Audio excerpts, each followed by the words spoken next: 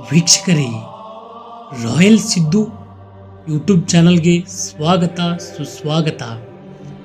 ಗೆಳೆಯರೇ, ನಾವಿವತ್ತು ಹೇಳಕ್ಕೆ ಹೊರಟಿರೋದು ಮಹಾಭಾರತದ ಮಹಾನ್ ವೀರನಾದ ಕರ್ಣನ ಕತೆ. ಇದೇ ಥರ ಕಂಟೆಂಟ್ಗೋಸ್ಕರ ಚಾನಲನ್ನು ಸಬ್ಸ್ಕ್ರೈಬ್ ಮಾಡಿ, ಹಾಗೆ ಪಕ್ಕದಲ್ಲಿರುವ ಬೆಲ್ ಐಕನ್ನನ್ನು ಕ್ಲಿಕ್ ಮಾಡಿ.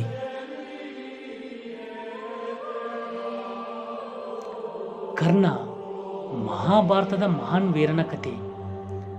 ಕರ್ಣನು ಮಹಾಭಾರತದ ಮಹಾನ್ ವೀರನಾಗಿದ್ದು, ಅವನ ಜೀವನವು ದುರಂತ ಶೌರ್ಯದ ಅನುಪಮ ಉದಾಹರಣೆಯಾಗಿರುತ್ತದೆ. ಅವನು ತನ್ನ ಶತ್ರುಗಳಿಗೂ ಆದರ್ಶಪ್ರಾಯನಾಗಿದ್ದ. ಧರ್ಮ ಮತ್ತು ಪ್ರೀತಿ ನಡುವಿನ ಸಂಘರ್ಷದ ಚರಿತೆಯಾಗಿದೆ ಈ ಲೇಖನದಲ್ಲಿ. ಕರ್ಣನ ಜನ್ಮ ಮತ್ತು ಜೀವನ, ಗುಣಗೌರವ ಮತ್ತು ಪದಗಳಲ್ಲಿ ಚರ್ಚಿಸಲಾಗುವುದು.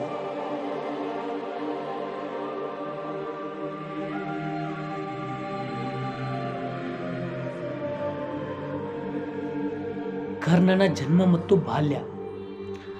ಕರ್ಣನು ರಾಜಕುಮಾರನಾಗಿದ್ದರೂ ಅವನ ಜನ್ಮ ಒಂದು ರಹಸ್ಯವಾಗಿತ್ತು. ಅವನ ತಾಯಿ ಕುಂತಿಯು ಕಿಷ್ಕಿಂಧೆ ದೇಶದ ರಾಜಕುಮಾರಿಯಾಗಿದ್ದು, ವಿಷ್ಣುವಿನ ಭಕ್ತೆಯಾಗಿದ್ದರು. ಕುಂತಿಗೆ ದುರ್ವಾಸ ಮುನಿಗಳು ನೀಡಿದ ವರದಾನದಿಂದ ಸೂರ್ಯದೇವನ ಮಗನನ್ನು ಪಡೆದರು. ಆದರೆ ಅವಳು ಕೌಟುಂಬಿಕ ಕಾರಣಗಳಿಂದ ಆ ಮಗುವನ್ನು ತೊರೆಯಬೇಕಾಯಿತು. ಕರ್ಣನನ್ನು ನದಿಯ ತೀರದಲ್ಲಿ ಪಕ್ಕಿ ರಾಜನಾಗಿದ್ದ ಅಧಿರಥ ಮತ್ತು ರಾಧೆಯರು ಕರ್ಣನನ್ನು ತಮ್ಮ ಮಗನಂತೆ ಬೆಳೆಸಿದರು. ಅವರು ಮಗನಾಗಿ ಬೆಳೆದ ಕರ್ಣನು ಸುತ್ತಮುತ್ತಲಿನ ಜನರಿಂದ ಸೂತಪುತ್ರನಾಗಿ ಕರೆಯಲ್ಪಟ್ಟನು. ಆದರೆ ಅವನ ಬಳಿಗಿದ್ದ ರಾಜಕುಮಾರನ ಸ್ವಭಾವ ಮತ್ತು ಬಲಶಾಲಿ ಯೋಧನ ಕನಸು ಮತ್ತು ಶ್ರೇಷ್ಠತೆಯು ಅವನನ್ನು ಶಸ್ತ್ರಶಿಕ್ಷಣ ಪಡೆಯುವಂತೆ ಪ್ರೇರೇಪಿಸಿತು. ಕರ್ಣ ಮತ್ತು ಪರಶುರಾಮ.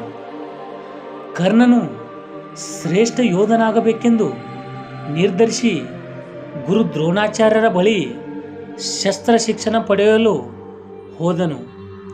ಆದರೆ ಅವರು ಕರ್ಣನನ್ನು ಸೂತಪುತ್ರನೆಂದು ನಿರಾಕರಿಸಿದರು.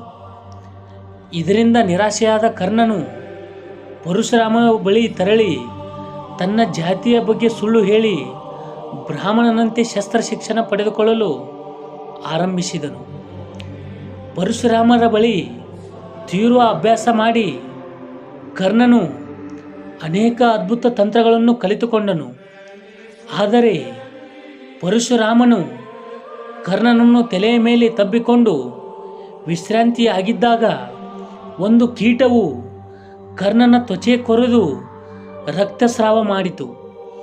ಅದನ್ನು ಸಹಿಸದಿದ್ದರೂ ಪರಶುರಾಮರ ಎದೆ ಮೇಲೆ ಕರ್ಣನಿಗೆ ಶಾಪ ಕೊಟ್ಟರು. ನೀನು ಯುದ್ಧ ಸಮಯದಲ್ಲಿ ತೋರಿದ ಸಾಮರ್ಥ್ಯವನ್ನು ಮರೆಯುವೆ ಎಂದು ಹೇಳಿದರು. ಈ ಶಾಪ ಕರ್ಣನ ಜೀವನದಲ್ಲಿ ದೊಡ್ಡ ತಿರುವು ತರುತ್ತದೆ.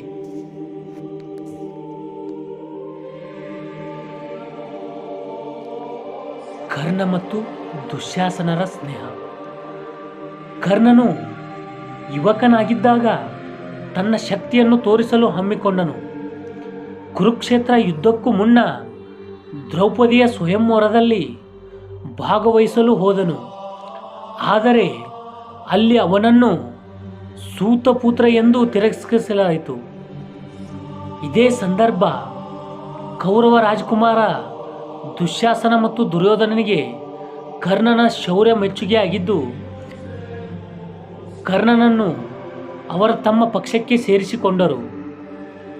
ದುರ್ಯೋಧನನು ಕರ್ಣನನ್ನು ಅಗ್ನಿನ ಶುದ್ಧೀಕರಿಸದಂತೆ ತನ್ನ ಸೋದರನಂತೆ ಪ್ರೀತಿಸಿದನು. ಅವನಿಗೆ ಅಂಗ ದೇಶದ ರಾಜ್ಯತ್ವವನ್ನು ನೀಡಿದನು. ಈ ಸ್ನೇಹ ಕರ್ಣನನ್ನು ದುರ್ಯೋಧನಿಗಾಗಿಯೇ ಯುದ್ಧ ಮಾಡುವಂತೆ ಪ್ರೇರೇಪಿಸಿತು. ಕರ್ಣನ ಗುಣಮೌಲ್ಯಗಳು. ಕರ್ಣನು ಧರ್ಮಪ್ರಿಯನಾಗಿದ್ದ. ಅವನಿಂದ ಯಾವಾಗಲೂ ದಾನಪ್ರಿಯತೆ, ಕೃಪೆ ಹರಿಯುತ್ತಿತ್ತು. ಅವನು ಯಾವಾಗಲೂ ದಾನಕ್ಕೆ ಮುಂಚೂಣಿಯಲ್ಲಿದ್ದ. ಕರ್ಣನಿಗಿರುವ ಕುಂಡಲ ಮತ್ತು ಕವಚಗಳ ಬಗ್ಗೆ ಇಂದ್ರದೇವನು ತಿಳಿದಾಗ ಅವನು ಬ್ರಾಹ್ಮಣನ ರೂಪದಲ್ಲಿ ಬಂದು ಅವನಿಂದ ಅವುಗಳನ್ನು ಬೇಡಿಕೊಂಡನು. ಕರ್ಣನು ಅದು ತನ್ನ ಜೀವಕ್ಕೆ ಅಪಾಯ ತಂದರೂ ಅವನ್ನು ಸಂತೋಷದಿಂದ ದಾನ ಮಾಡಿದನು. ಇದರಿಂದಾಗಿ ಅವನು ಇಂದ್ರನಿಂದ ಶಕ್ತಿಶಾಲಿ ಶಕ್ತಿಯನ್ನು ಪಡೆಯಲು ಸಮರ್ಥನಾದನು. ಮಹಾಭಾರತ ಯುದ್ಧ ಮತ್ತು ಕರ್ಣನ ಅಂತ್ಯ. ಕೌರವರು ಮತ್ತು ಪಾಂಡವರ ನಡುವೆ ಮಹಾಯುದ್ಧ ಆರಂಭವಾಯಿತು. ಈ ಯುದ್ಧದಲ್ಲಿ ಕರ್ಣನು ತನ್ನ ಶ್ರೇಷ್ಠ ಯೋಧನ ಶೌರ್ಯವನ್ನು ತೋರಿದನು.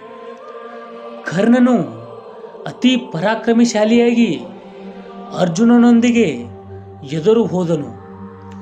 ಯುದ್ಧದ ಪ್ರಮುಖ ಸಂದರ್ಭಗಳಲ್ಲಿ ಕರ್ಣನು ಅಂಜದೆ ಹೋರಾಡಿದನು.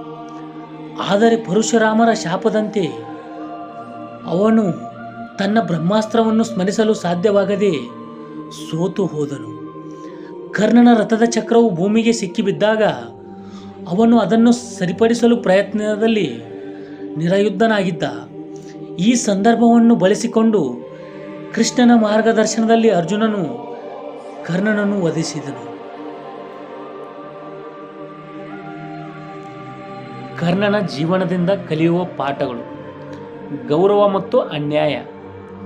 ಕರ್ಣನು ತನ್ನ ಆದರ್ಶಗಳನ್ನು ಕಾಪಾಡಲು ತನ್ನ ಜೀವನವನ್ನು ತ್ಯಜಿಸಿದನು.